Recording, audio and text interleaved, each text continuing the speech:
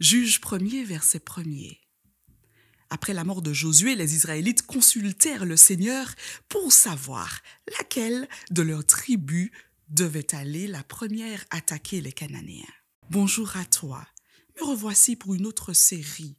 Cette fois-ci, je te propose de parcourir le livre des Juges afin d'en tirer des leçons matinales. Le livre des Juges est composé de sagas, poèmes, passages d'épopées.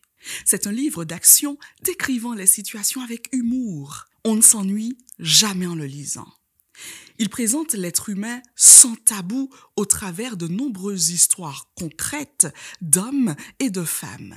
Certaines histoires sont cocasses, d'autres terribles. On y trouve le meilleur comme le pire, et ce, malgré les interventions systématiques de Dieu. Mais attention, âme sensible, s'abstenir, car certains récits sont très graves, dramatiques, voire terrifiants. Ils montrent les conséquences tragiques qui bouleversent une société qui se passe de Dieu. Ce matin pourtant, le verset 1er du chapitre 1er attribue un bon départ au peuple de Dieu. Les Israélites consultèrent le Seigneur pour savoir laquelle des tribus devait intervenir dans cette conquête post-Josué.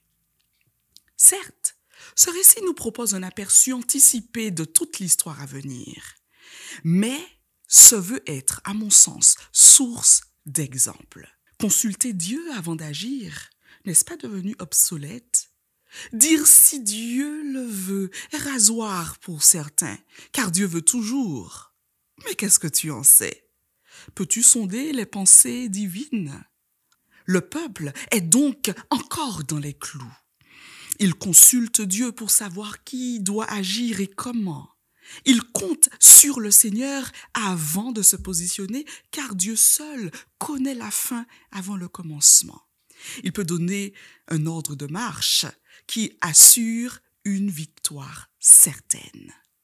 Dieu se veut accessible, disponible et est prêt à répondre à mon interrogation, à nos demandes de direction ou de sens.